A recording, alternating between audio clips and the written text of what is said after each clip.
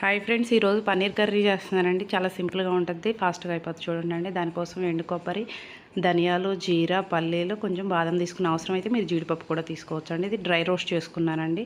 చూడండి, నెక్స్ట్ అయితే 2 onions, 2 tomatoes తీసుకుని కొంచెం ఆయిల్ వేసుకుని పచ్చివాసన పోయేదాకా చేసుకున్నానండి. ఇవన్నీ కూడా కలిపి మెత్తగా పేస్ట్ చేసేసుకున్నానండి.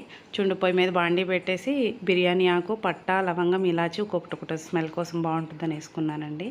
జీరా వేసుకున్నానండి. చూడండి, నెక్స్ట్ వచ్చేసి వేగాక పేస్ట్ మొత్తం దానిలో పచ్చివాసన పోయేదాకా ఫ్రై చేసుకోవాలండి. దానిలోనే కొంచెం అల్లం పేస్ట్ కూడా వేసుకోవాలండి. అల్లం పేస్టు, పచ్చిమిర్చి, పసుపు వేసుకోవాలండి. చూడండి, కొంచెం దగ్గర పడిన తర్వాత కారం, సాల్ట్, ధనియా, జీరా పొడి వేసుకున్నానండి. అది కొంచెం దగ్గర పడ్డాక మళ్ళీ దానిలో పన్నీర్ పీసెస్ కట్ చేసి వేసేసుకున్నానండి. తర్వాత కావాల్సిన వాటర్ పోసుకోవాలండి.